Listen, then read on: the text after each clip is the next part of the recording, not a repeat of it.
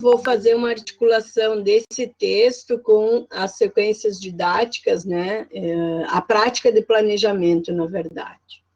Na próxima semana, a gente não tem aula síncrona, mas eu vou dar o atendimento para explicar a atividade avaliada, a última atividade avaliada da disciplina, tá bem? Eu observei ontem que tinha alguns recados para mim sobre a sequência didática no final de semana. Mas, olha, gurias, eu trabalho muito até sexta-feira. Sábado de manhã, às vezes, eu trabalho, mas depois eu descanso. Eu não consigo, não vou ficar full time, porque senão eu vou adoecer, né? Então, eu, de fato, não respondi ontem de manhã, porque sexta de noite me mandaram sábado, aí eu já não estou mais ligada, eu preciso de um tempo também para minha família. Então, assim, não se preocupem, eu sei que vocês estão aprendendo a fazer a prática da elaboração da SD, né? A minha ideia é que vocês, de fato, aprendam essa diferença entre sequência didática e entre projeto de aprendizagem, né? Que vocês entendam o que é integração curricular, e isso é mais importante para nós aqui na disciplina, para que quando agora vocês se depararem com o estágio, vocês saibam fazer o planejamento, vocês saibam por onde ir, né, depois de formadas, para trabalhar com qualquer ano dos anos iniciais. Então, esse é o nosso objetivo com essa disciplina, principalmente. Tá? Então, o foco da disciplina é a prática de planejamento. E nesse texto que a gente indicou para vocês estudarem sobre avaliação e prática pedagógica, eu fiz uns apontamentos, mas eu tentei ontem compartilhar aqui para aprender, eu não sei o que tem, eu nunca consigo compartilhar aqui. Eu posso mandar para a Rafa? Rafa, te mando por aonde?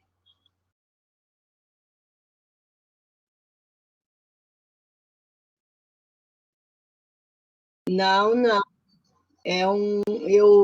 A partir do texto, eu criei alguns apontamentos para trabalhar com vocês hoje. Não. Vou te mandar aqui, então, por e-mail, tá?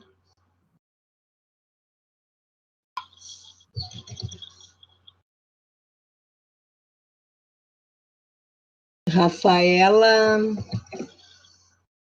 Chaplin, né? Documento aula.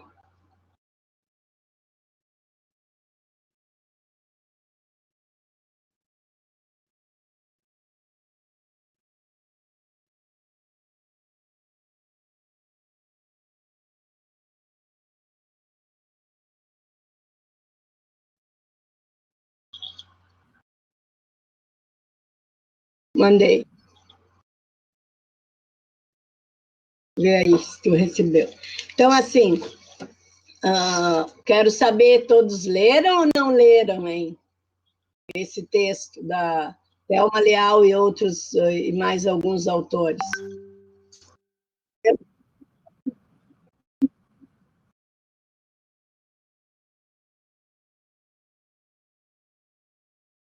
Sim. Mas vocês têm só 3 disciplinas agora nesse bloco, né? Não?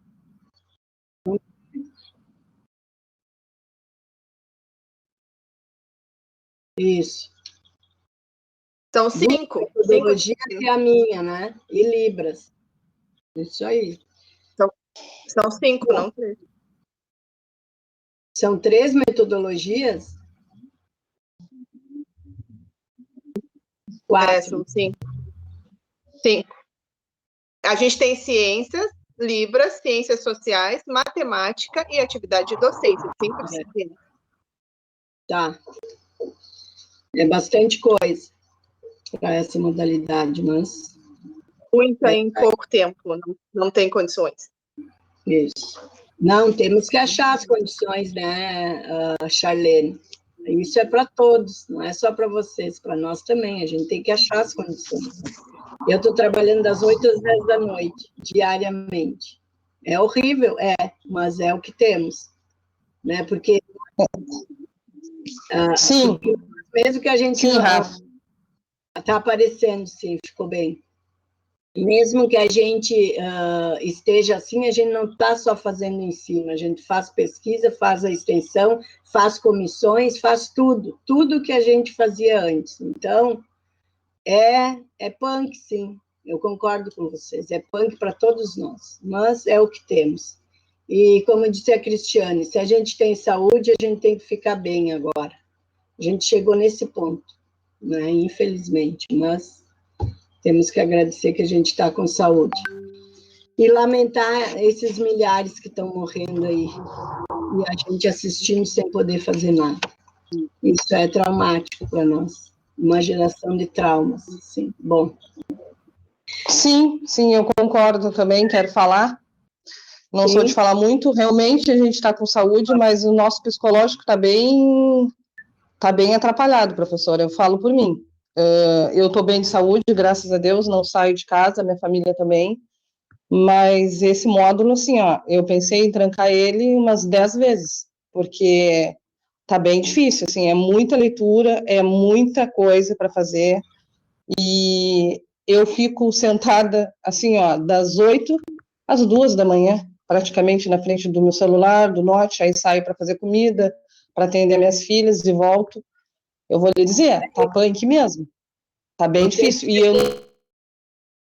eu meto sábado e domingo, não tem dia, assim, eu quase não tenho vida, praticamente, assim, A Charlene falou que ia marcar uma psicóloga para nós, eu não sei para quando que ela vai conseguir marcar, realmente para nossa turma, eu falo em nome da turma, porque no grupo a gente fala isso, se faz necessário. Oi? Oi? Quem que disse que ia marcar? Quem ia marcar? Não, a Charlene ia marcar uma psicóloga que ia vir conversar conosco, né? E, assim, se faz muito necessário. Eu falo em nome da turma, porque a gente conversa muito no grupo, e eu vejo que não é só um sentimento meu. Pessoas meninas, né, que poderiam dizer assim, ela só tem a faculdade. Não, elas não têm só a faculdade, só porque não tem marido, filhos, a gente também tem vida, né? E é complicado, fica bem complicado, assim, Esse módulo, assim, ele veio para fazer um teste. Chegaram a levar, Ana Paula, chegaram a levar para a coordenação essa situação? Então, leve. Professora, a gente não adianta levar porque elas não resolvem nada. Oi. A gente levou, só um pouquinho, deixa eu explicar. A questão da psicóloga é porque a gente fez um grupo nas sextas-feiras para a gente se dar apoio, para a gente não desistir. E então, a gente vai convidar uma psicóloga para fazer umas dinâmicas em grupo. E quanto à questão de levar, nós já levamos desde o início que começou o remoto. Quando a gente falou que não funcionava módulo, não nos deram bola, nunca trocaram nada. Agora levamos novamente, porque a gente é a única turma insistente, porque o que se tem, o pensamento que se tem de todas as outras turmas é que querem logo o canudo para assumir da FURG. Então, assim, a gente levou mais uma vez e agora parece que vamos ser ouvidas, esperamos. Ou acho que para nós pouco vai mudar, mas talvez para a próxima turma que enfrente o terceiro ano mude sim alguma coisa, porque do jeito que está não dá, sabe? É todo mundo a nos cobrar, a gente só está entregando o prazo, e é esse o sentimento. O que der para aprender, beleza, mas de fato a gente não está aprendendo. E quanto a me dedicar, eu me dedico muito, muito. E assim, eu tenho que dar conta dos meus filhos que estão em educação remota, são 2, o Pedro está recém no 2º ano, eu tenho que dar conta de tudo dentro de casa, e tudo que a gente está vivenciando não é fácil. E aí, só vem cobrança, assim, sabe? Não tem assim, vocês têm que dar conta de tudo. Não, a gente não dá conta de tudo, a gente não está dando. E, infelizmente, mesmo que a gente desse, a gente também não está tirando tantos proveitos, porque realmente a gente não está tendo aprendizagens significativas nisso.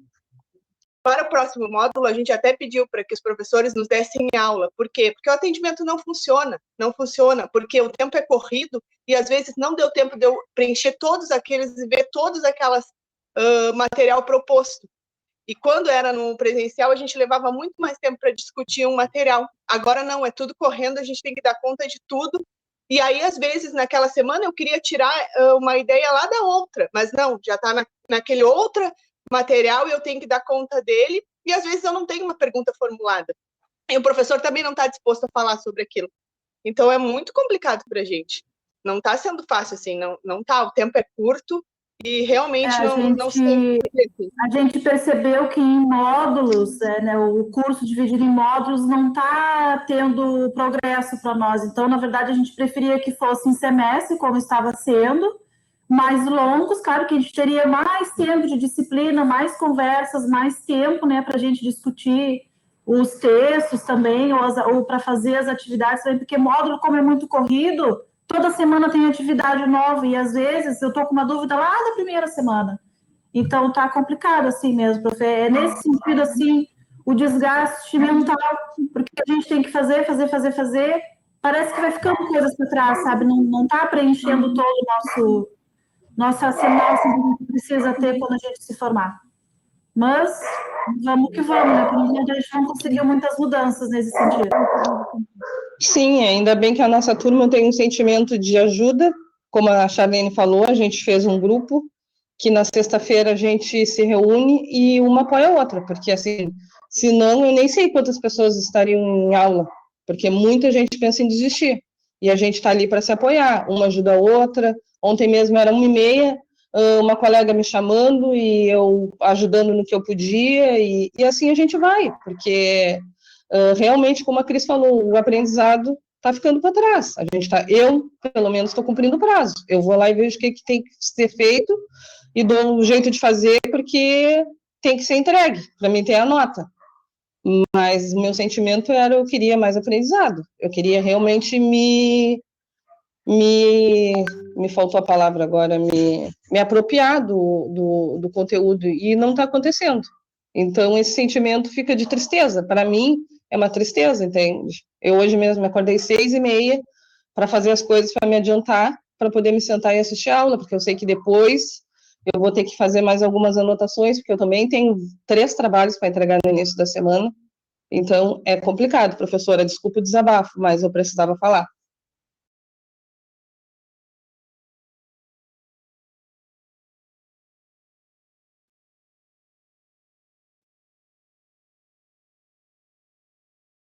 Desculpa, é que a minha filha veio aqui e eu disse, tu não pode falar comigo agora, e eu fechei. Não vou falar, Gabriele, sobre avaliação agora, porque eu quero discutir esse conteúdo com vocês. Todas essas ponderações que vocês fazem, eu reconheço, não é a mesma forma como presencial, mas eu acho que vocês têm que insistir com a coordenação sempre foi acolhedora, eu era do NDE até ontem, sei do esforço que a gente fez desde que iniciou a pandemia, pensando no máximo do pedagógico.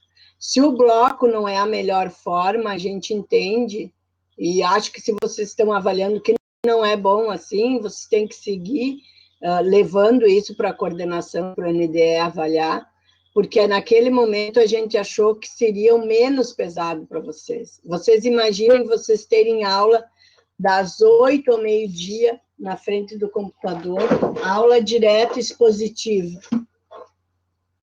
Olha, eu tenho a minha filha com esse ritmo, e ela não dá conta, a aula das 7h30 do meio-dia, é extremamente cansativo.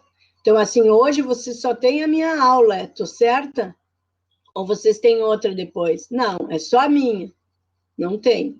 Então, às 10 horas, vocês estão liberadas, entre aspas, eu sei, da aula. Mas vocês têm 2 horas ali para estudar, fazer outras atividades ou fazer atividades da casa, enfim.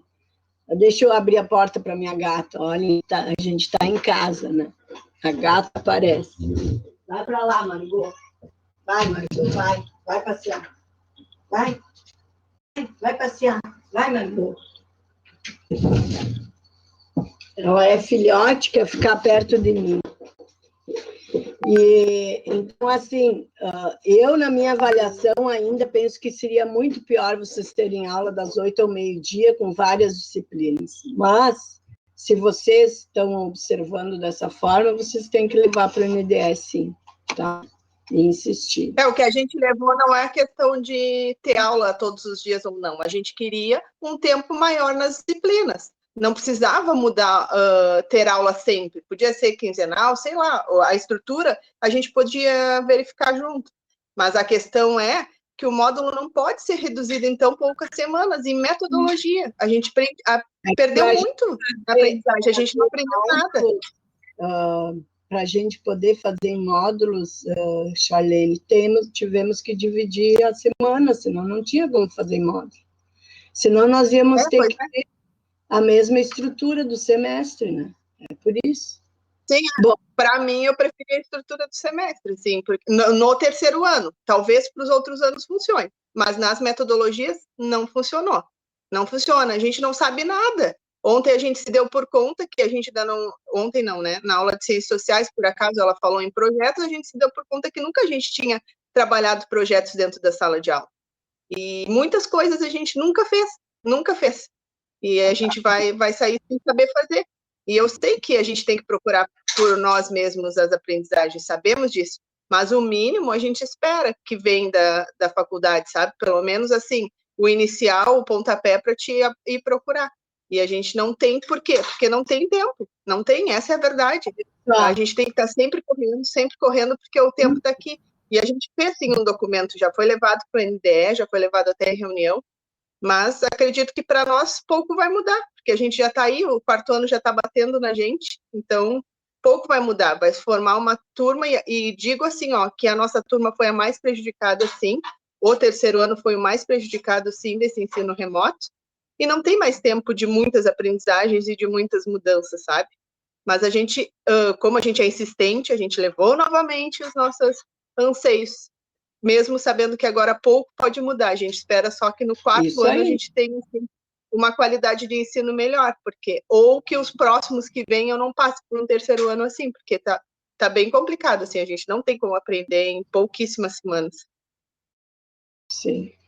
Bom, ouvido isso, eu vou levar para o NDE, isso porque vocês estão me relatando, né? Eu não sou mais do NDE, mas me sinto comprometida da mesma forma. Eu vou levar para o NDE, para eles avaliar, né, de novo essa situação, talvez para o próximo semestre fazer diferente, tá? Uma sugestão, eu vou levar esse depoimento de vocês. Só que assim, agora eu gostaria que a gente pensasse na nossa disciplina aqui. Bom, eu estou disponível todas as terças-feiras, das 8h30 às 10 horas. Ponto. Quem não vem tirar dúvidas é porque não quer. Eu estou toda semana, é como se eu estivesse dando aula toda semana, das 8 às 9h30. Eu não estou dando as 2 vezes por semana, porque vocês têm, na verdade, a nossa disciplina essa é 2 vezes, 2 horários, depois é tudo na plataforma. Estou tentando responder todas as perguntas ali do fórum, né? Mesmo que eu não responda em tempo real, porque não consigo. Tenho tentado responder todas as perguntas, explicado o máximo que eu posso do conteúdo. Agora, se vocês não me fazem pergunta, não tem como explicar. Eu não vou fazer aula expositiva aqui, falando para mim, às vezes, entende? Então, eu preciso registrar isso. Eu estou aqui toda semana, então, da minha disciplina, a gente tem que pensar, né? O que está faltando. Tem exemplos lá na plataforma, peguem os exemplos, analisem e tragam para mim. Professora, não entendi isso, a senhora podia retomar aquilo. Eu estou aqui 1h30 por semana, fora a plataforma, tá? Então, assim, não vou explicar a atividade da avaliada da semana que vem, porque nós vamos dar um tempo maior para vocês para responder, não vai ser só uma semana, vocês vão ter que entregar para nós lá, início de abril, se não me falha a memória, Então, a gente vai espichar o tempo para vocês, porque a gente sabe que vocês têm outras coisas, não vão ter que entregar dia 30, não, quando termina o semestre é dia 28, vocês não vão ter que entregar dia 28, porque no dia 29 vocês começam os próximos blocos, né? A gente vai dar um tempo maior para vocês poderem fazer o trabalho. Então, na semana que vem, nesse horário, eu vou só explicar a atividade, tá bem? Então, por que eu quero trabalhar esse texto que está em pauta hoje? Lá na plataforma eu coloquei 2 textos, né? Esse sobre avaliação e o outro sobre recursos didáticos. Então, lá para vocês lerem também. Por quê? Porque essas 2 temáticas, elas são tão importante e estão muito diretamente ligadas à prática do planejamento. Então, o que as autoras discutem aqui nesse texto vai problematizar a prática de planejamento e a prática de avaliação. Mesmo que vocês me digam que vocês nunca tenham estudado o conteúdo da avaliação, olha, eu custo acreditar que vocês não tenham em outras disciplinas discutido teorias de avaliação. Em alguma disciplina, vocês devem ter estudado isso, né? Não posso acreditar. Porque eu ajudei a construir o curso, eu sei que esse conteúdo da avaliação, ela está em várias disciplinas, mas eu não vou saber dizer agora em qual especificamente, né? Mas tem muito presente esse conteúdo da avaliação e do planejamento. Tá? Agora, claro, na atividade docência 1, planejamento é o foco, tá? Tanto que desde que a gente começou a disciplina, é só disso que a gente está falando. E como avaliar, como se faz sequência didática, como se faz projetos de aprendizagem, com vários exemplos práticos colocados ali, né? Com vídeos explicando, né? Toda essa prática que envolve a docência. Então, aqui nesse texto, eu fiz alguns apontamentos, né, para a gente pensar aqui agora na aula. Avaliação e aprendizagem na escola, prática pedagógica como eixo da reflexão. Então, como o próprio título diz, né, essa articulação entre a gente a planejar, avaliar, vinculado, né? Eu não tenho como olhar para a minha prática pedagógica sem estar avaliando. No momento que eu me volto para a prática pedagógica, eu estou avaliando. E também, quando eu estou avaliando a aprendizagem do estudante, eu também estou avaliando a minha prática e as minhas formas de ensino. Então, veja, isso é um movimento circular da nossa prática docente, né? Eu planejo, eu defino conteúdos, eu planejo, como vocês fizeram ali na elaboração da sequência didática, vocês definiram os conteúdos, vocês fizeram um planejamento e vocês poderiam criar critérios, né, e instrumentos de avaliação para acompanhar a aprendizagem das crianças e voltar avaliando o planejamento de vocês. Então, esse é um movimento circular da nossa profissão, né? A gente vai fazendo esse movimento sempre, né? Então, o que a autora ali constata, os autores, é que não é simples selecionar o que ensinar no ensino fundamental, tá? Então, por que não é simples? Porque nós temos as orientações legais e nós precisamos transformar aquelas diretrizes gerais em conteúdo de sala de aula, né? Mas, ali, na elaboração da SD, eu orientei vocês um método, né, de como fazer. Primeiro, define o ano, vai lá no documento, define o conteúdo, e, a partir dessa definição, cria as atividades tentando abordar as áreas do conhecimento, porque eu tenho que olhar para os conteúdos das diversas áreas do conhecimento, né? Então, essa é uma tarefa complexa, né? Não é uma tarefa simples, mas esse é o caminho que a gente faz ao longo dos 30 anos, né? Eu tenho que saber qual é o conteúdo que eu vou trabalhar, a partir desse conteúdo, como que eu vou abordar em todas as áreas, em cada área do conhecimento e como que eu crio um planejamento. Então, essa é a dimensão intelectual da docência, que é diferente de eu ser um técnico que eu ganho tudo pronto, só executo, outra profissão. Ou de uma outra concepção de professor, né? Isso é importante, né? E como a Cristiane diz aqui, ó, e como vai abordar esse conteúdo? Isso mesmo, como é que eu vou abordar? Que tipo de atividade eu vou propor?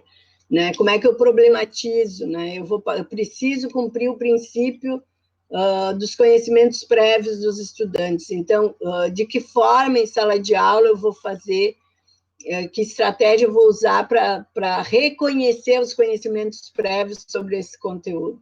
Bom, eu posso fazer uma explosão de ideias, eu posso levar duas questões, colocar no quadro e discutir com as crianças o que eles já ouviram falar sobre aquilo, sobre aquele tema, sobre aquele conteúdo, e a partir do que eles vão me dizendo, eu vou registrando e posso transformar isso, articular com os conhecimentos científicos que eu tenho que trabalhar, para sair do conhecimento do senso comum, muitas vezes conhecimento popular, para chegar no conhecimento científico, né? E nem as coisas mais simples, eu tenho que trabalhar o ciclo da água em ciências naturais, lá nos anos iniciais. As crianças pequenas têm comunidades que dizem que quando dá a trovoada, é o São Pedro que está passando em cima das nuvens. Ou seja, nunca ouviram essa afirmação? Então, quer dizer, esse é o conhecimento popular, mas o que será que é essa trovoada? O que é aquelas nuvens no céu? Em que estado está a água, as nuvens no céu? Tenho que trabalhar os estados da água. Né? Por que chove? Como se forma a chuva? Né? As crianças talvez nunca tenham pensado nisso, ou tenham esse conhecimento de que quando se chocam as nuvens, é o São Pedro que está de carroça lá em cima, definindo que vai chover. Que são conhecimentos populares, né? Que a gente sabe que tem e que tudo bem, isso faz parte da nossa cultura. Agora, eu preciso, a partir desse conhecimento, trazer o conhecimento científico. Né? Então, eu não posso dizer para o Pedro, sim, Pedro, é o São Pedro que está lá em cima. Olha, pessoal, tem toda a água que faz um ciclo, né? Chove, escorre a água na terra, a água absorve, vem o sol, tem a evaporação, formam as nuvens e chove. Eu tenho que explicar, a água pode estar em estado líquido, em estado gasoso, ou está em estado sólido, que é quando a gente faz o gelo, enfim. Então, estou dando um exemplo simples aqui para mostrar para vocês essa articulação dos conhecimentos prévios com os conhecimentos científicos. Nós temos que trabalhar, sim, os conhecimentos científicos. Veja, as autoras dizem ali, como fazer a inserção plena das crianças em sociedade. É o direito de aprender esses conteúdos. Né? A exclusão das crianças se dá pela falta de acesso do conhecimento, mesmo aquela criança matriculada. Então, eu não posso admitir que eu tenho a criança ali na escola e o professor não esteja trabalhando os conteúdos. É um direito da criança aprender sobre o ciclo da água. Só um exemplo, podia ser sobre a história do nosso município, podia ser sobre a história do Rio Grande do Sul, poderia ser as operações matemáticas, né, as formas geométricas, enfim, todos os conteúdos de todas as áreas, saber ler e escrever, né, ter capacidade de interpretação. Então, isso tudo são conhecimentos que os estudantes, as crianças têm direito de ter. Se eu não trabalho isso, eu estou excluindo as crianças, eu tenho que ter clareza disso. Né? Então, eu preciso repensar muito bem os tempos pedagógicos, né? E por isso o planejamento. Como que eu penso o tempo pedagógico semanal ou diário da minha prática pedagógica? Né? Como que eu organizo? Eu quero organizar como projeto de aprendizagem ou como sequência didática, onde eu vou colocar as atividades permanentes e as atividades de sistematização da semana, se eu quero me organizar por semana. Ou, bom, posso optar em me organizar por 15 dias. Eu também posso fazer isso, tá? Deixa eu ver se eu consigo aqui. Os meus pais diziam que os anjos estavam arrumando a casa, viu? É isso mesmo. O tópico 2 é uma dúvida minha. Marquei ele no caderno. O que é tempo pedagógico? O tempo pedagógico é o teu tempo de sala de aula, Cristiane.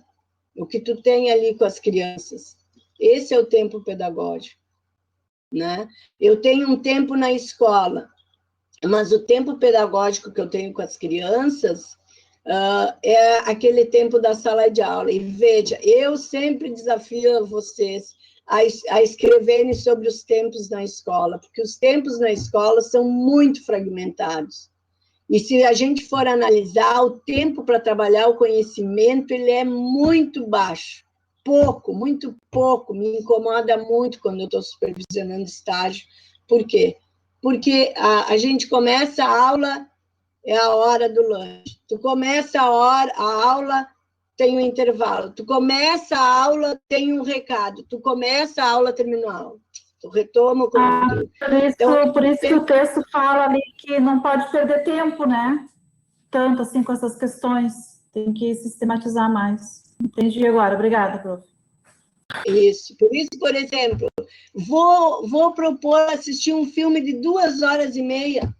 Terminou a tarde, gurias. E guri, Hugo, que está aí. Terminou a tarde. Então, assim, a gente tem que pensar bem quais os recursos didáticos que eu vou utilizar. Por isso que ali tem aquele outro texto que eu coloquei para vocês, que problematiza o uso dos recursos didáticos, que eles são fundamentais, né? Existem vários tipos de recursos didáticos, mas eu tenho que adequar o meu tempo pedagógico. Com isso, eu não estou dizendo para vocês que nunca vocês possam assistir um filme, não é isso. É que não pode ser sempre esse o recurso, entende? Que tu ocupa metade do turno só com o recurso. Então, essas ponderações que a gente precisa fazer para, de fato, repensar esse tempo pedagógico para que ele seja bem trabalhado. Vocês podem dizer, a professora Silvana é produtivista, ela está bem com a ideologia do capital, que tem que trabalhar nos anos iniciais. Olha, eu vou dizer para vocês, eu não sou conteudista, mas eu acho que as crianças têm direito de aprender. E isso eu defendo. Não é ser produtivista, capitalista. As crianças têm que conhecer o mundo, as crianças têm que conhecer o que a humanidade já produziu, da melhor forma possível, para poder se inserir nesse mundo. Se a gente não tem conhecimento sobre esse mundo, a gente não sabe se posicionar, a gente não sabe fazer uma leitura do mundo. O que o Paulo Freire dizia, para isso tem que ter o conhecimento, né? Então, eu tenho que pensar bem nesse tempo pedagógico, né? Porque ele é fundamental para as crianças, para eu poder trabalhar. Veja ali a outra afirmação que a autora faz. O currículo constrói identidades e subjetividades. Sei que vocês estudaram teorias do currículo e sei que você sabe que currículo é construção social e sei que você sabe que tem o currículo oculto. Tá? Não vou retomar isso com vocês, porque vocês já estudaram tudo isso e sabem que tem o currículo oficial e o currículo vivido. Então, nós, como professores, temos que pensar no currículo vivido. Aquilo que a gente vive com as crianças, aquilo que a gente, de fato, consegue fazer em sala de aula, consegue trabalhar em sala de aula. Esse currículo é que vai construir as identidades e as subjetividades. E não é só em relação aos conteúdos, é em relação às relações sociais ali que a gente estabelece dentro da sala de aula, lá no recreio, lá no refeitório, lá junto à direção, como é que se dão essas relações de poder? Que são sempre relações de poder. Não existe não poder. Em todas as relações tem poder, mas existe uma positividade no poder, que é a questão da organização, da hierarquia para uma instituição funcionar. Isso vale para as famílias também. Isso vale para qualquer organização social. Nós precisamos dessa hierarquia para funcionar. Tá? Isso é muito importante. E para aquele sujeito ir se constituindo, né, como parte dessa organização, seja lá na família, como lá na turma que faz parte. ele tem que se sentir incluído, ele tem que se sentir reconhecido naquele grupo que ele faz parte. Então, nessa dimensão dessa articulação entre currículo, identidade e subjetividade, está a questão da prática pedagógica, que ela não pode ser nem só cognitiva e nem só afetiva. As autoras problematizam isso, quer dizer, eu não posso só passar a mão na cabeça dos meus alunos, dizendo, acolher afetivamente. Eu tenho que acolher afetivamente e trabalhar o conhecimento.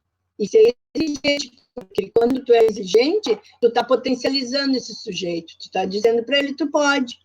E se tu estabelece essa relação de confiança com as crianças, elas não vão perder o medo de errar. Porque se elas errarem, elas sabem que a professora está ali para dar o respaldo, para dizer não é assim, é assado, tenta de novo, vamos tentar de outro jeito, vamos pensar em outra estratégia. Tá? Então, essa relação pedagógica que tem que se instituir e que é a professora que vai construindo com o grupo, é uma relação cognitiva e afetiva. Ela não pode estar descolada, nem ser só afetiva. Eu adoro meus alunos, que queridos.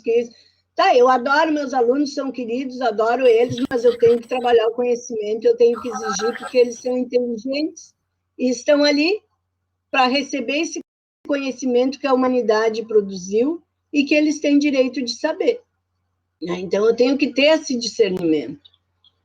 Então, para fazer esse desenvolvimento, né, integral do sujeito. Isso é muito importante, as autoras problematizam aí, e é importante para a gente pensar.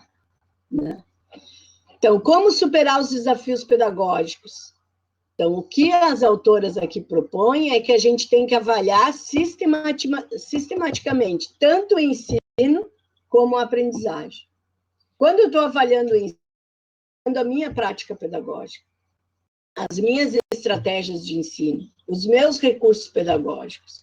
Quando eu estou avaliando as crianças lá, eu estou avaliando os conteúdos, se compreenderam os conteúdos, se atingiram aquilo que eu queria, se entenderam o ciclo da água, como foi o exemplo que eu dei. Eles compreenderam como é que se dá esse ciclo da água, eles superaram essa ideia que os anjinhos estão arrumando a casa. Tudo bem que eles sigam emocionalmente acreditando naquilo que o pai dizia, né? Mas eles agora têm outro conhecimento, que é o conhecimento científico de como acontece a formação das nuvens, de como acontece esse movimento da água, né?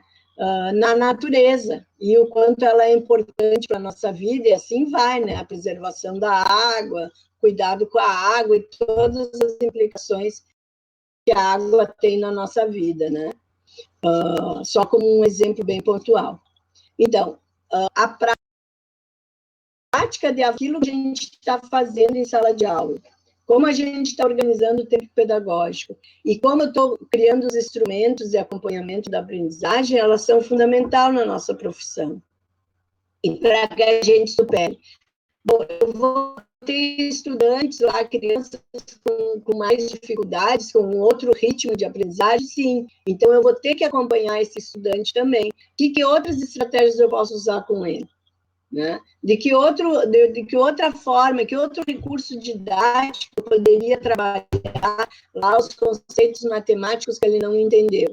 Ali naquele texto, eles trazem o ábaco, eles trazem os blocos lógicos, trazem o Cousiner, trazem o material dourado, que é para a criança entender o sistema decimal, né? E para entender figuras geométricas, e para entender planos, para entender o que é paralelo, enfim, todos os conteúdos que a gente tem que trabalhar na matemática, né? Até o 5º ano. Então, a gente vai ter, como professoras lá dos anos iniciais, que se dedicar a esse campo de conhecimentos das diversas áreas que eu estou trabalhando. Por isso que, assim, no início de carreira, vocês vão entrar num determinado ano, né? Que a gente não escolhe o ano quando faz um concurso. Por isso que eu sempre brinco, né? Que quem não gosta da alfabetização, que goste, que estude, porque quando fizer o concurso, provavelmente vai ser chamada para o 1º ou 3º ano. Então, aqui o que a Cristiane diz? Tem uma dúvida, Cristiane, fala? Tenho, prof. Ali no texto... Abri, tá escutando? Tá falhando a minha internet hoje. Assim, ó, lá no texto, vem trazendo que alguns professores preferem, se os alunos não conseguem progredir nas aprendizagens, é melhor, alguns professores pensam que seria melhor reter eles, porque senão eles não conseguiriam continuar com os outros, né, acompanhar os outros alunos. E aí me surgiu a questão, porque até ontem, quando nós estávamos na IRP, eu fiquei sabendo, assim, de que esse ano, né, agora conforme a pandemia, não vai ter retenção, né, os alunos todos vão passar, vão progredir para o próximo ano.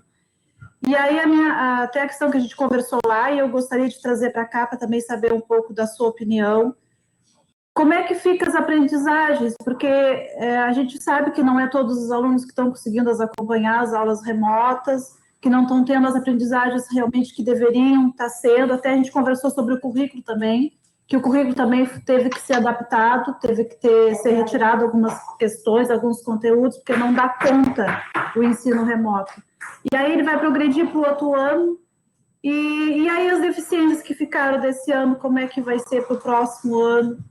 E tudo mais o que engloba, né, essa questão toda. E aí a gente até conversou bastante sobre isso ontem, gostaria de saber a sua opinião. Então, a minha opinião é que nesse contexto as crianças têm que progredir mesmo.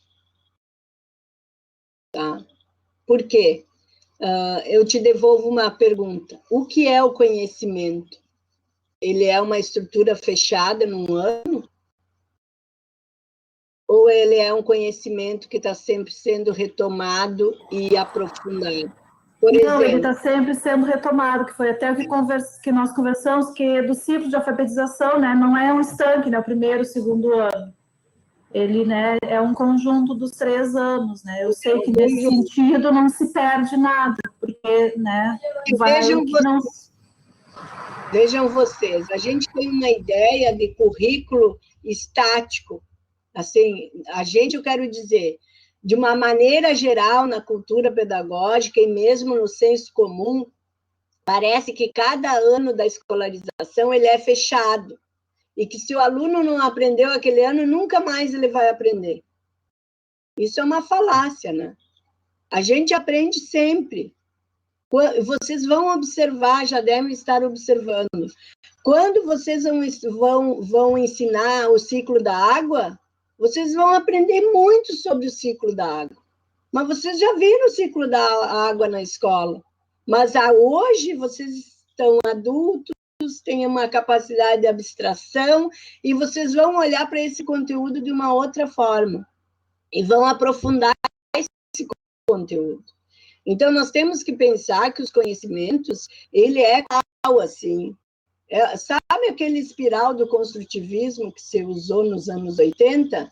Um espiral que não tem fim, a gente sempre vai nesse movimento. Estão enxergando? Se eu tivesse o quadro, né? Olha aqui, vai e volta, avança e volta, avança e volta. O que significa isso metaforicamente? É que a gente vai sempre retomando os nossos conceitos, né? Então, assim, ó, considerando, para responder a tua pergunta, Cristiane, considerando o contexto pandêmico e tudo que a gente está vivendo, a gente tem que progredir, sim. Todo mundo tem que progredir, porque nós vamos ter que retomar esses conhecimentos, sim. Como acontece normalmente, mas agora, talvez, com uma intensidade maior, pelas perdas, principalmente, daí eu estou pensando na infância, pelas perdas de interações com as professoras, com os colegas, com a capacidade que a professora tem ali de ir observando a elaboração das atividades, das perguntas que as crianças vão fazendo, das trocas que elas fazem entre si, isso tudo está comprometido. Então, eu acho, sim, que as crianças têm que progredir, em qualquer ano. A gente vai retomar esses conhecimentos. Eu acho que a gente tem que, nesse momento, pensar assim, vamos trabalhar o que é possível, e aprender o que é possível, e depois vamos retomar. Mas se a gente estiver com saúde, a gente vai retomar, a gente tem a vida inteira, as crianças têm a vida inteira para retomar. Ainda tem a questão a questão da evasão escolar, né, que pode aumentar também, né, prof, lá mais nos anos finais e ensino médio, né, também tem essas questões também. Mas eu não sei, também, com certeza. Porque, assim, o professor do segundo ano, Cristiane, ele vai ter que retomar conhecimentos aquilo que vocês estão vendo na RP, né, se vale para aqui também, porque mesmo sendo o campo da alfabetização, aquele diagnóstico que as professoras fazem, aqueles instrumentos de acompanhamento da aprendizagem, são aspectos para ela poder seguir adiante com o conhecimento. Então, ela vai receber uma turma no segundo, no terceiro ano, e ela vai fazer esse diagnóstico para poder seguir no ensino dos conteúdos. E ela não vai começar do zero, entende? Talvez alguns conhecimentos ela tenha que aprofundar mais do que se estivéssemos na modalidade presencial. Depende, não sei, não tenho certeza de tudo isso, porque depende da turma, depende das crianças que eu tenho naquele grupo, cada ano é um ano, cada grupo é um grupo, então não tenho, no nosso campo, na nossa profissão, não tem como a gente generalizar. A gente trabalha com o humano e trabalha com grupos que são sempre diferenciados, sempre diferenciados. Então, assim, eu vou sim que ter que retomar os conteúdos e acho sim que as crianças têm que avançar, têm que ir para frente. Não tem que ficar ligadas assim no conteúdo, nessa coisa da memorização dos conteúdos, entende? Porque a gente vive hoje num contexto de muita informação e de possibilidades de aprendizagens muito além da escola, né? Então, a gente tem que ter essa clareza também, tá? Então, a primeira proposta, assim, de todo o texto, que é crucial, que as autoras ali defendem, é que a gente tem que avaliar sistematicamente o ensino e aprendizagem. E ali na página 100, elas colocam quais são as finalidades da avaliação, né? Vejam lá. Vou dizer, assim, só as ideias principais que elas elencam aqui. Por que a gente tem que avaliar sistematicamente, né? Para conhecer as crianças, tá? E o contexto extraescolar que elas vivem, para conhecer em atuação nos tempos e espaços da escola, para ver as demandas que eles têm da escola, para avaliar também as condições da escola, do trabalho da escola. Por exemplo, hoje, nesse tempo pandêmico, a avaliação é completamente diferente em relação às condições de trabalho, às interações no espaço da escola. Hoje não existe a interação no espaço da escola. Então, que interação nós temos hoje? Nós temos no virtual e nas plataformas. Essa é a forma de interação. Então, é por ali que eu vou vendo quem são as crianças que estão participando, estão fazendo as tarefas, quais as famílias que conseguem dar o retorno, quais que não conseguem dar retorno, se é a criança que responde ou é a família que faz por ela, entende? Então, hoje tem outros elementos ali, em função do nosso contexto, que a gente tem que avaliar, né? Conhecer e potencializar a identidade de cada criança. A gente, num grupo, sempre tem aquele que é mais tímido, aquele que é mais reservado, tem aquele que é mais líder, né? Tem aquele que é mais extrovertido, e eu tenho que potencializar todas as singularidades ali, eu tenho que respeitar, mas, ao mesmo tempo, eu não posso abandonar, porque é muito fácil a gente abandonar o tímido, tá? Aquele que está sempre quietinho lá, que não se manifesta no grupo, eu não posso abandonar aquele, né? Então, eu tenho que me dar conta dessas diferenças. Então, conhecer e acompanhar o desenvolvimento, identificar os conhecimentos prévios dos estudantes, o que eu falava anteriormente, né? os avanços e encorajar, quando a gente fala de potencializar o sujeito. Então, esse é um princípio pedagógico também, que a gente discutia no início da disciplina. Eu acredito que todo sujeito é inteligente. Fantástico. Ponto. Eu tenho que perseguir essa tese. E então eu tenho que potencializar esse sujeito que está ali na minha frente como meu aluno. E dizer que ele é capaz e criar condições para que ele mostre, né, que ele é capaz, que ele se sinta confiante, né? Isso é uma coisa que nem sempre é fácil quando as questões emocionais elas estão ali se atravessando, né? É bem difícil isso às vezes. Que tem crianças que chegam na escola com autoestima e autoimagem completamente comprometidas pela família. E aí a gente tem que fazer esse resgate de autoestima e autoimagem. E na infância isso é mais fácil do que com jovens e adultos. Com jovens e adultos essa é uma tarefa, olha, bem difícil, né? Porque eles já têm uma história ali de construção de fracassos, de experiências fracassadas na escolarização. Então, se torna ainda mais complexo esse resgate da autoestima e da autoconfiança. Conhecer as dificuldades e planejar atividades para superar. Então, para que serve aqueles instrumentos de acompanhamento? É para eu ter os dados, para eu rever meu planejamento. Eu fiz um instrumento, uma atividade avaliada e erraram. Todos erraram esse item. Eu pego esses itens e levo para discutir com o grupo e crio outras atividades para discutir com o grupo. Isso vale para todos os anos, né? Mas para os anos iniciais também. Quer dizer, todo mundo errou sobre o ciclo da água. Agora eu peguei esse exemplo, né, hoje. Todos naquela atividade avaliada ou naquela atividade que eu propus em aula, quando nós fomos corrigir, todo mundo errou sobre o ciclo da água. Ou todo não, um grande grupo errou.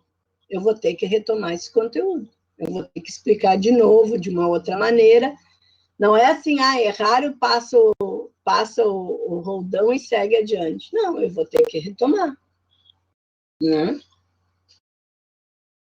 Então, ali em seguida ela diz, eles dizem, verificar se eles aprenderam o que foi ensinado e decidir se é preciso retomar os conteúdos.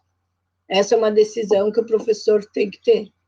Vou retomar, ou será que no próximo ano esse conteúdo vai aparecer, eles vão poder, o professor do ano seguinte vai aprofundar mais, ou já que um número é bastante significativo, eu vou retomar esse conteúdo, porque vale a pena eu retomar.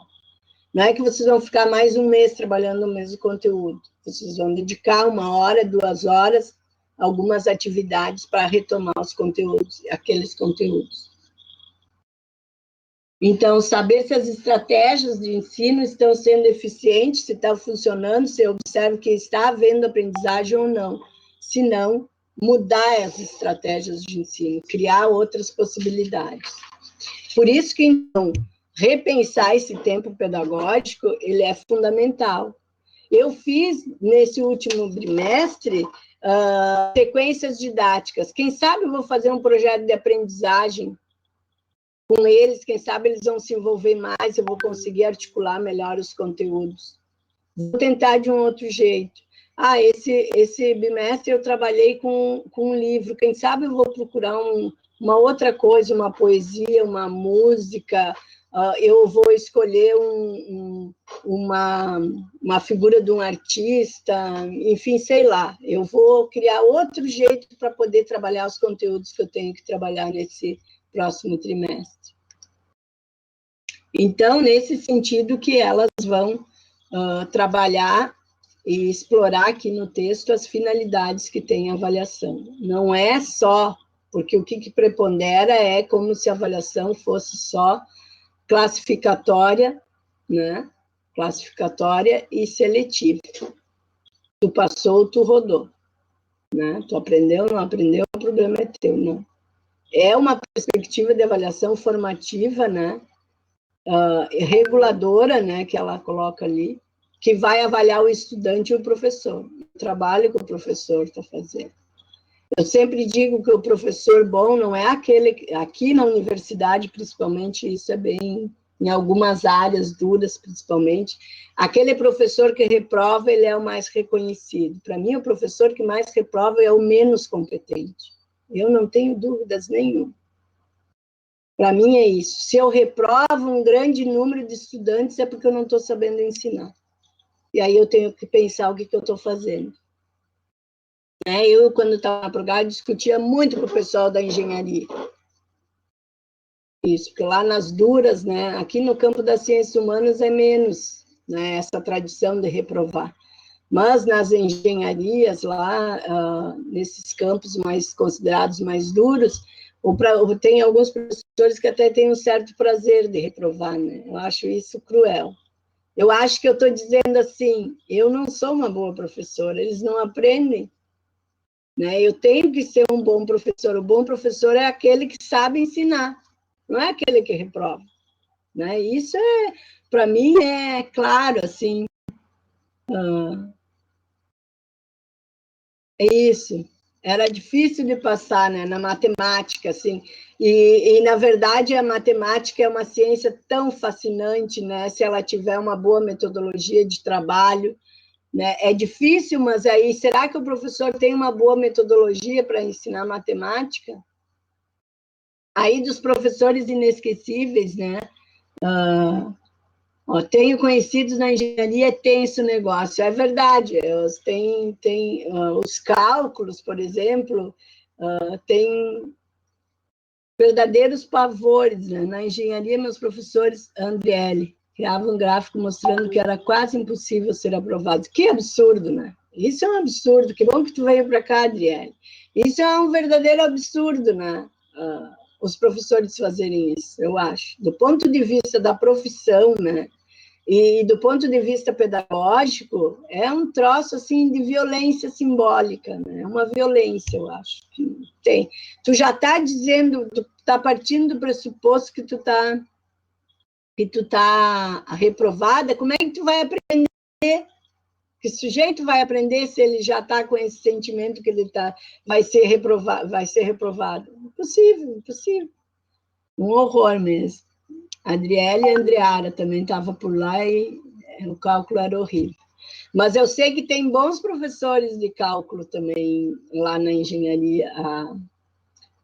Eu ouvi alguns alunos lá na Prograde me diziam, não, mas tem o fulano que é muito bom, que ele ensina, ele sabe ensinar. Então, sempre tem. Por exemplo, eu na minha história escolar, eu nunca gostei de física, mas quando eu tive um professor de física que me explicou o que era atrito e força no quadro, desenhando, eu me fascinei em fazer os cálculos de atrito e força e velocidade. Né? Achei o máximo. Por quê? Porque eu tive um professor que teve uma metodologia e que me explicou bem qual é essa relação entre força, atrito, velocidade, distância. Né? Então, a Adriele disse que o dela era muito bom. Veja, nem todos são assim. Então, hoje já tem uma geração de professores nesses campos que estão se revendo, né? Não é terra arrasada, a gente tem colegas que já estão revendo, né? Nesse campo da matemática, né? Que é a nossa grande vilã historicamente na escola, é a matemática. Então, a perspectiva, né, formativa e reguladora da avaliação reconhece, né, as diferentes trajetórias, flexibiliza os objetivos e conteúdos e formas de ensinar e avaliar.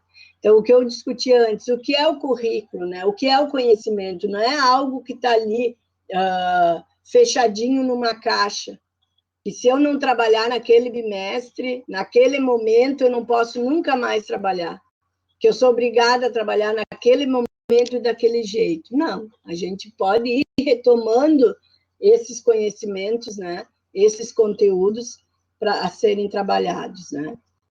Pode levantar um pouquinho, Rafaela, por favor? Então, ali, depois, na sequência do texto, elas mostram formas de registro, né? Que permitem acompanhar. O desafio é não burocratizar.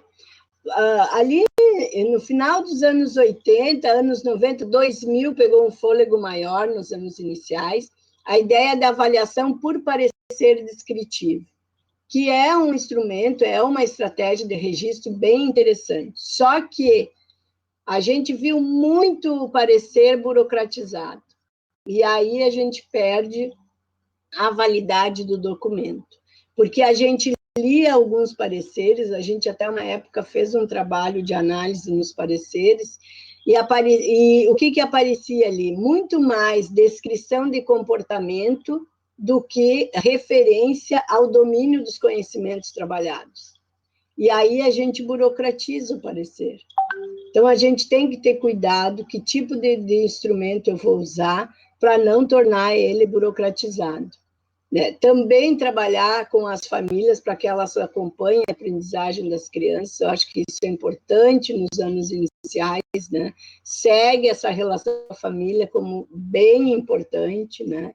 A coordenação pedagógica, ela precisa acompanhar o que está sendo ensinado, o papel da coordenação é dar o suporte pedagógico aos professores, embora nem sempre eles consigam fazer isso, porque acabam se envolvendo com questões administrativas da escola. Mas o papel do coordenador é aquele profissional que está ali junto contigo, te ajudando, ajudando a criar, tu mostra o que tu está fazendo, ele pode te dar ideias, te contribuir para aquilo que tu está pensando, trazer algum recurso, expor alguma experiência que ele já teve, ajudar na composição desse planejamento e desses instrumentos de avaliação. Então, esse é o papel do coordenador pedagógico, né? Então, a gente não tem que burocratizar a avaliação. No momento que a gente burocratiza, a gente só está cumprindo, né, uma atividade burocrática para entregar para a coordenação, por exemplo, ou para as famílias, mas aí eu perco a singularidade daquela criança e eu perco a dimensão do conteúdo científico que eu tenho que trabalhar. É o conteúdo científico que tem que ser o foco daquele registro. O que a criança sabe daqueles conceitos que eu trabalhei? Se ela já compreendeu o ciclo da água, por exemplo, né? Se ela já entendeu adição, subtração, se ela já manipula, né, bem os números, se ela já pediu para se livrar de não ter mais o material dourado, porque ela entendeu, já compreendeu a unidade, dezena e centena, né, do sistema decimal. Né? Se ela já está escrevendo com propriedade, já está alfabética ou ainda não está alfabética, o que está faltando, pensando daí nos anos da alfabetização. Enfim. Então, diversificar os instrumentos avaliativos, elas trazem ali alguns exemplos de portfólios que podem ser usados nos anos iniciais, né? Diários de classe ampliados, fichas, bom, e aí cada professor pode criar o seu instrumento de acompanhamento da turma. Né? O que eu vou usar para acompanhar cada criança? Eu lembro que quando eu fui professora dos anos iniciais, eu tinha um caderno.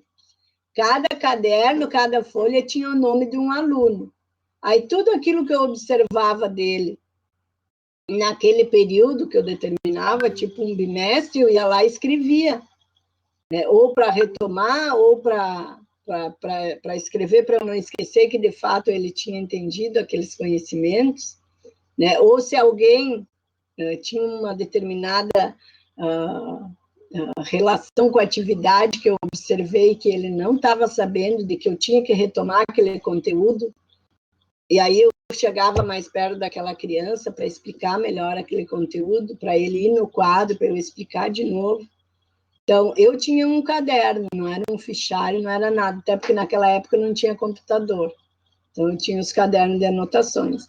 Então, bom, o que eu vou criar, se eu vou botar no meu computador umas fichas, umas anotações, isso é próprio de cada um. Claro que o caderno ele é mais prático, eu acho, porque eu sou daquela época de ter o registro e carregar junto, né? E nem sempre tu tem o acesso ao computador. Ali na aula, tu não vai poder abrir o computador por enquanto, né, enquanto é presencial, e anotar. Hoje até tu pode ter uma janelinha ali e já ir anotando, né? mas em geral não.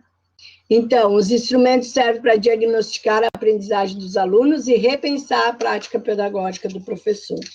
Então, é isso que elas problematizam, né, nesse texto, sobre a importância desses registros, desses documentos de acompanhamento, né,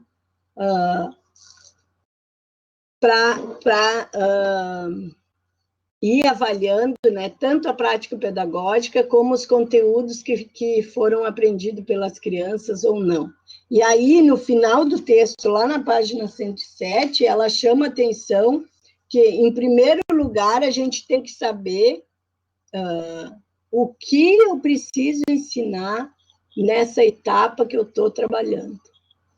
Então, eu não tenho como acompanhar, eu não tenho como avaliar se eu não sei quais são os conteúdos que eu tenho que trabalhar no 4º ano. Eu tenho que saber o que eu tenho que trabalhar nas linguagens, o que eu tenho que trabalhar nas ciências naturais, nas ciências sociais, na matemática, nas artes. Eu preciso ter clareza disso. E, para isso, eu tenho que estudar os documentos que orientam. Temos a BNCC, temos esse documento aí do município de Rio Grande, tem um do Estado. Mas aí eu assumi como professora do município do Rio Grande. Aonde que eu vou? Vou lá naquele documento. Aquele documento está alinhado com a BNCC e está alinhado com o Estado. Eu não preciso ir lá em todos. Bom, mas eu vi um conteúdo aqui que eu achei meio estranho. Eu vou lá na BNCC dar uma pesquisada se é por aí mesmo. Ou lá no estadual, se é por aí.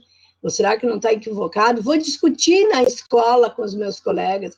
Pô, vocês acham que esse conteúdo mesmo tem que ser do 4º ano? Eu acho que isso aqui poderia deixar para o 5º. A escola tem liberdade de discutir, por isso, o projeto pedagógico da escola, né, alunos? Qual é a função do projeto pedagógico da escola? É que a gente ali, naquele documento que é discutido por todos da escola, a gente acorde, a gente registre, né, a partir desses documentos, o que a nossa escola vai trabalhar no 1º ano, no 2º ano, no 3º, no 4º e no 5º ano. Em todas as... Como vai ser a concepção, qual é a prática avaliadora que nós vamos assumir, né? Que metodologias nós vamos usar, o que vai ser mais recorrente nas práticas dos professores, isso precisa ser debatido, tem que estar lá, entende? Agora, vocês vão estar chegando na escola daqui a pouco como estagiárias, é uma condição, tá? Quando vocês estiverem chegando como profissionais, é outra condição, mas vocês vão estar no início de carreira.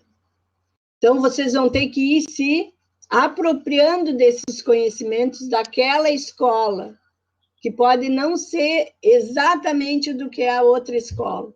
Vocês podem ter a experiência de chegar a uma escola que é super organizada, que tem discussões sobre o projeto pedagógico, que tem momentos de reunião para discutir metodologia, proposta de avaliação, conteúdos, e vocês poderão ir em uma outra que não tem nada. A gestão e a coordenação pedagógica não promovem nada. E aí vocês têm que construir isso e começar eu vivenciei algumas coisas assim nesse sentido, porque como é importante, né, o conhecimento do currículo e desses documentos, e também o mais importante que eu acho, que é o comprometimento do professor, porque teve situações assim na inserção que eu chegava para da inserção, aquela que você fica dentro da sala de aula com o professor, né? Então, sim, teve dias ali que a professora, eu percebi assim que ela não tinha nada planejado na hora e pegava alguma atividade, alguma coisa do celular. Eu disse assim, poxa, aí, claro, passava no caderno ali, escrevia e assim, ó, realmente, com o celular aqui, copiando no quadro. Eu digo, pelo amor de Deus. E aí passava aquela 45 minutos, 1 hora e pouco, naquilo ali, só naquilo ali, resolvendo as questões, e aí ela fazendo outras questões, deixava os alunos ali só com aquele simples conteúdo ali, sem aprofundar nada. e digo como é complicado, né, essas questões que a gente vê no dia a dia. Isso é deprimente, ouvir isso de vocês, mas é a realidade. E nós temos que ser justas e falar desses colegas, que ganham muito pelo que fazem, sabe? A gente tem que ser justo, porque tem gente que ganha muito, porque se é para sentar numa sala de aula, entregar uma folha e ficar olhando o WhatsApp, olha, de fato, não precisa fazer 4 anos de graduação e nem seguir estudando como muitos fazem, muitos estudam. Ainda bem que esse grupo é pequeno, eu sempre digo, ainda bem que esse grupo é pequeno, que fica fazendo isso que vocês assistiram. Tá? E a gente tem que denunciar dentro da escola esse tipo de Sim, com certeza, né? A gente espera que seja um grupo pequeno, né? Mas eu penso assim, ó, por exemplo, ela está sabendo que está indo pessoas diferentes naquela semana da aula. Eu já penso nesse sentido, sabe? E aí está sabendo que vai passar... semana, né? Pois é, então assim, imagina então quando não tem ninguém de fora ali dentro da sala de aula com ela, como é que ela faz essa questão, né, do andamento das aulas dela? Então, gurias, a realidade é bem controversa, a gente sabe, mas por isso que agora, quando a gente participou da RP, né, e muitas de vocês estão lá com a gente, eu defendi desde o início na secretaria, na Prograde, eu disse, eu quero bons exemplos de professoras. Eu quero professoras formadoras. As estudantes estão no 3º ano, elas vão se formar. Eu quero que elas tenham boas experiências de professoras que estão dentro da escola. E eu defendi muito isso. Não foi fácil, porque a secretaria, eu queria que a secretaria... Prograde FURG, indicasse as escolas e professores, e eles não quiseram fazer isso, por questões políticas deles lá, que achavam que ia ser ruim, e eu digo, então tá, se vocês acham que quem fez essa discussão foi o pró-reitor lá com eles, então abram para as escolas que estejam interessadas, não é qualquer escola, a escola tem que estar interessada de receber os residentes. Eu percebo que eu acho que até essas questões que a gente vê, eu acho que são importantes.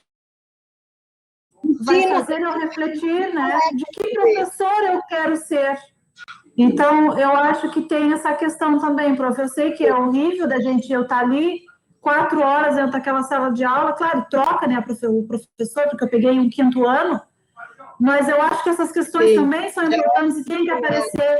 E a gente conversou muito depois, quando a gente debatia as inserções, que é importante acontecer essas questões, porque a gente pensa, né, do que está vindo. Por isso que a gente luta tanto, prof, que a gente quer aprender, a gente tem vontade, e a gente sabe que o 3º ano é um ano de muita metodologia, que a gente vai precisar de todas essas metodologias lá depois que nós estivermos no dia a dia, e por isso que a gente luta e briga, para a gente ter mais conteúdo e mais aprendizagem, principalmente.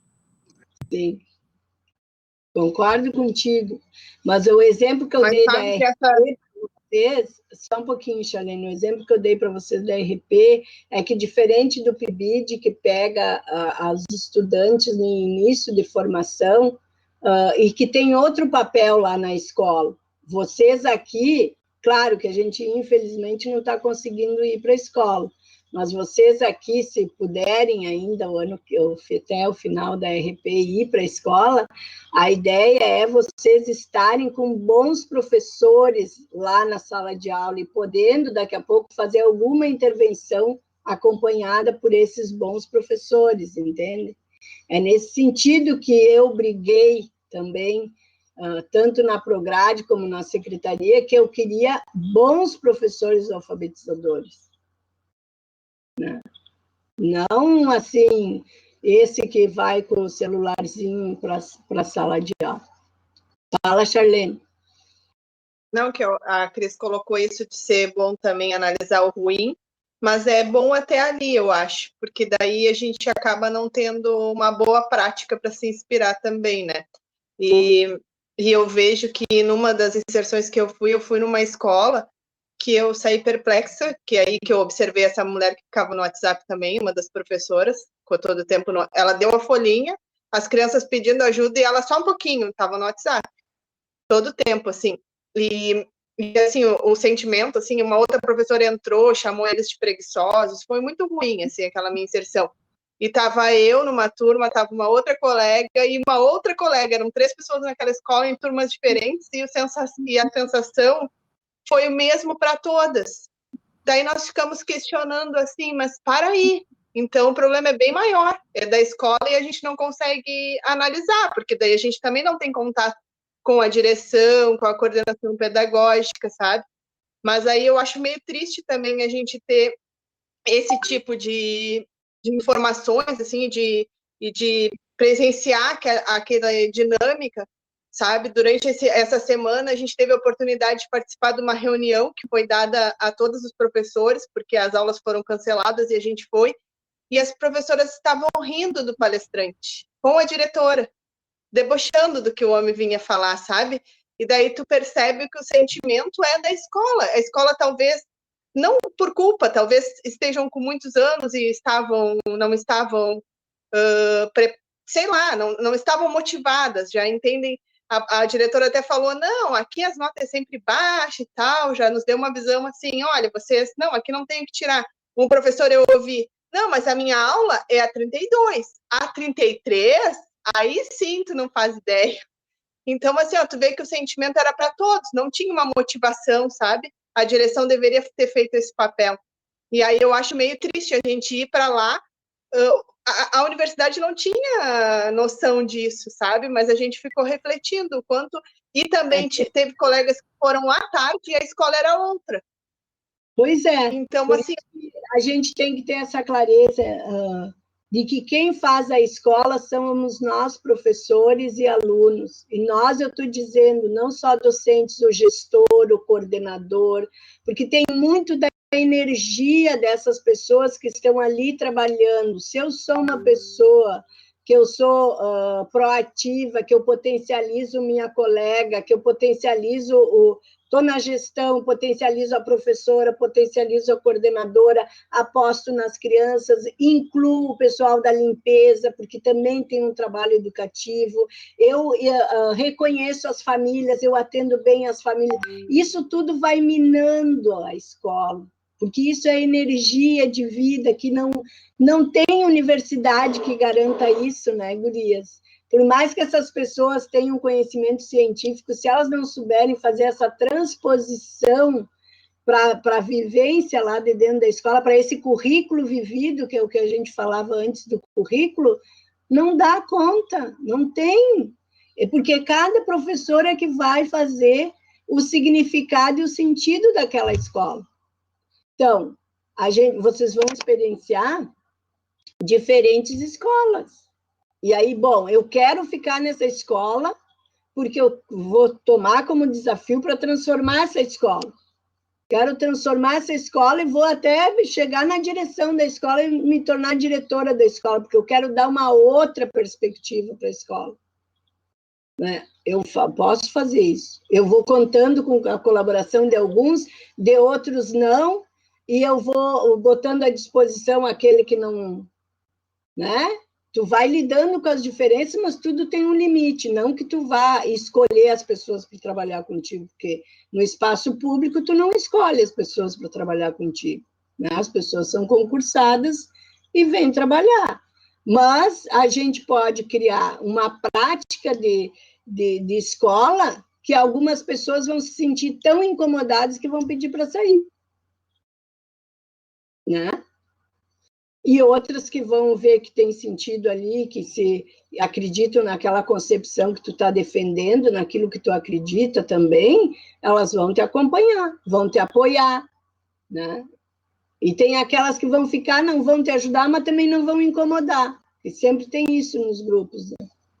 Mas, então, é um desafio, porque as instituições, a gente não pode generalizar, a gente não pode generalizar nunca, porque tem escolas públicas e escolas públicas, entende?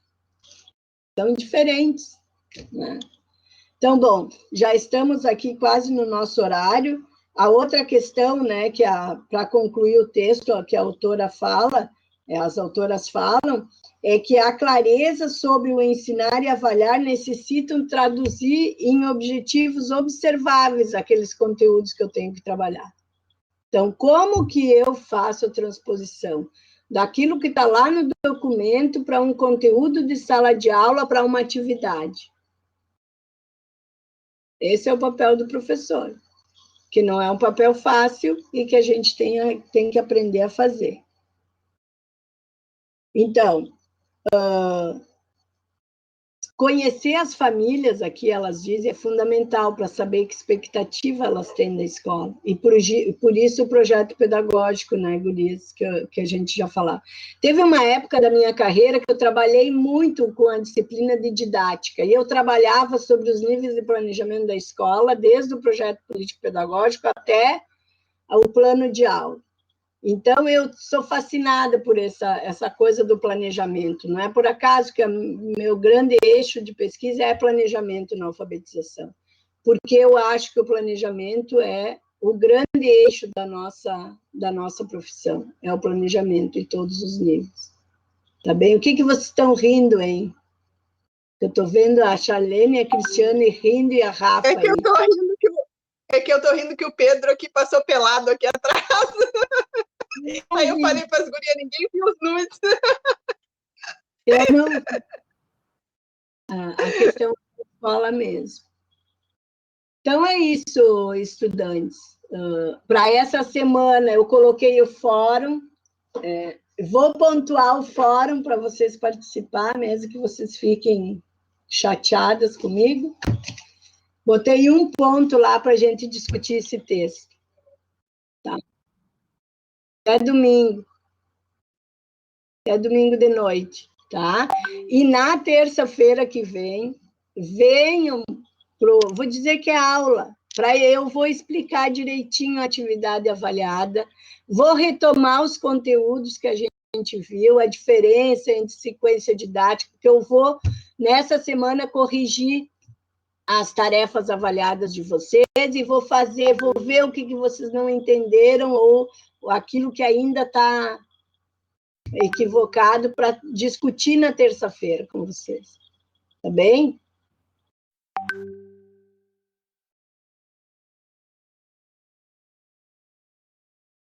A ideia do trabalho eu já tinha dito para vocês lá no início da disciplina. A gente tem um planejamento de uma professora do município de uma semana, que ela dispôs para nós, né, liberou para a gente trabalhar com vocês, e vocês vão fazer uma análise desse planejamento da professora. Hã? Não é simples, mas é possível de ser feito. Tá? Nada diferente daquilo que a gente está discutindo em termos de planejamento, avaliação, né? Ele não é simples. Não é uma coisa que tu senta em 10 minutos tu faz, né? Vocês também poderão fazer individual, em dupla ou em trio. Tá? O Fábio tá com sério? Essa bobagem? Deixa eu... Engraçado, hein? Eu prestei atenção aqui, deixa eu olhar.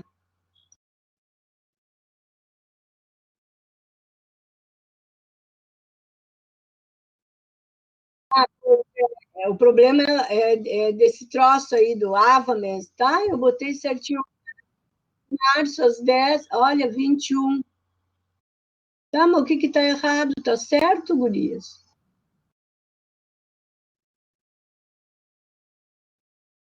Então, eu vou tirar daqui. Abriu e fechou. Eu vou tirar esse início aí, ou eu vou só botar essa data da entrega como fechamento, tá? Aí eu vou botar 21 aqui, até as 23 aqui.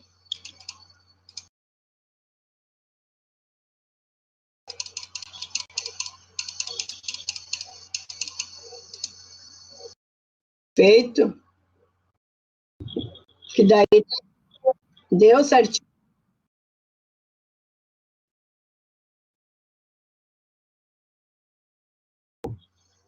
Olha, mas aí eu não sei se eu consigo responder para vocês. Não, não tenho, daí eu não consigo olhar. Eu não consigo participar do fórum e responder para vocês, entendem? Porque se eu deixar para vocês até segunda de noite, eu não vou ter tempo até terça de manhã para responder com você, para vocês. E o que eu faço? Vocês estão participando do fórum? A cada dia, eu dou numa determinada hora, eu entro. Se tem algumas questões, eu vou respondendo, problematizando, explicando. Né? E aí, isso, quando chega sexta-feira à tardinha, eu dou a última olhada. Às vezes, quando eu estou sábado de manhã trabalhando, também dou uma olhada. E aí, eu pego segunda de manhã, antes de iniciar, tiro um tempo do dia, que eu tenho outras atividades, para fazer isso. E se eu deixar até segunda, meia-noite, que horário eu vou fazer isso? Não posso. Aí eu não vou poder olhar. Tá? É por isso. Jurei que tinha que contado esse babado. Não entendi. Minha matrícula ficou com a turma. Não estou entendendo o que é. Quem é a Marina? A Marina é da noite, é que ela só conseguiu matrícula na manhã. Daí eu achei estranho que ela estava aqui. Eu falei, ué, o que está fazendo aqui? Ela é da turma da noite, é a professora Diná. E por que ela está aqui? Porque ela ficou matriculada aqui. É isso, Marina? Isso. E daí tu começaste há pouco a participar aqui da turma? Ou tu participaste desde o início? Não tem problema.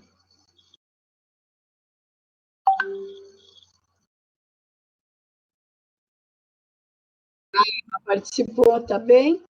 Não tem problema, Marília. Seja bem-vindo. Uhum.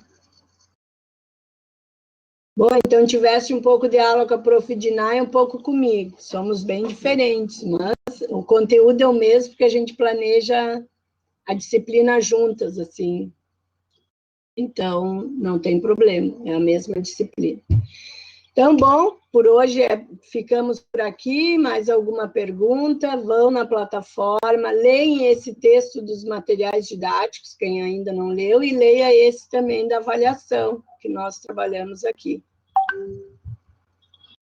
Tá bem? Boa semana, se acalmem. Eu sei, olha, vou dizer uma coisa para vocês. Mesmo se fosse o presencial, o terceiro ano é o mais pesado do curso de pedagogia. E olha, a gente tenta mexer nesse terceiro ano para diminuir a carga, mas a gente não está tendo sucesso. Quando a gente vê, as metodologias ficam tudo ali, e a gente não consegue encontrar uma outra lógica para que a gente pudesse... como é que eu vou dizer, espalhar essas disciplinas no curso, entende? Porque se elas estão espalhadas, elas perdem o sentido também. É por isso que a gente acaba deixando tudo no terceiro ano, e o terceiro ano é o mais pesado. Mas eu me comprometo com vocês, eu vou conversar com a Prof. Nani, vou falar de novo desses sentimentos de vocês, e dessa questão de que vocês gostariam que não fosse em bloco, que fosse o semestre inteiro, as 14 semanas, com todas as disciplinas, assim, e para elas colocarem lá de novo em pauta no NDE, tá bem? Não tem problema, nós sabemos, mas tem alguns fatores que só sobrecarregam mais. Pode ser que tu tenha razão, Gabriela, o fato de ser em bloco, a gente achou que ia melhorar, sendo assim, mas...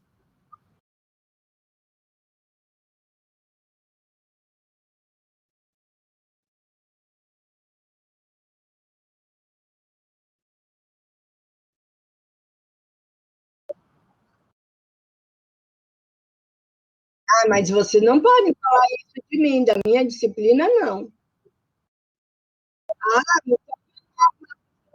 Proposta pedagógica de cada professor, porque eu fico pensando, uma atividade por semana, às vezes fórum.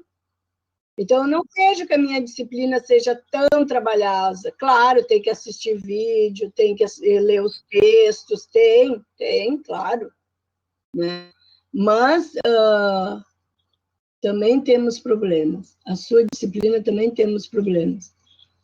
Não exatamente isso, mas temos nossas demandas. Ah, bom, claro, isso sim. Aí, claro, nós também, todas nós temos essas demandas. O que eu vou fazer agora? Vou descer, vou botar a roupa na máquina, vou fazer o almoço, porque às 2h eu tenho uma reunião.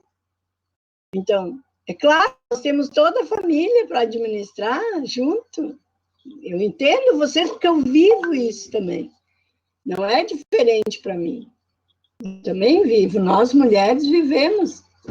Todos têm as suas demandas pessoais, e filho, e tudo. Enfim, problemas de todas as ordens nós estamos vivendo. Daqui a pouco perdemos mais um colega da FURG, sexta-feira. Mais uma colega da FURG, que era técnica ali num laboratório da engenharia. Ontem de noite eu soube que uma colega do IE, a professora Jara, está com a Covid, que a mãe dela está no hospital, muito mal com a Covid. Então, assim, claro, isso tudo interfere na nossa vida, com certeza, com certeza.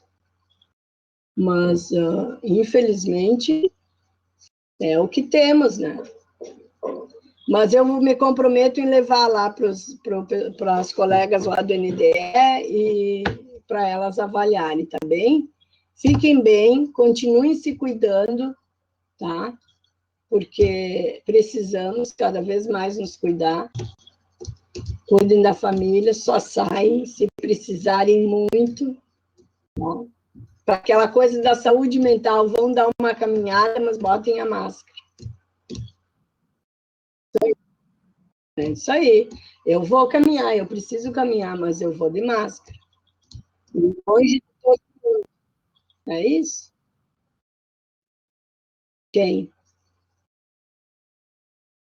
Quer ir passear. Isso aí. Bota a máscara e vai lá, que faz bem para ti também. Tá bem?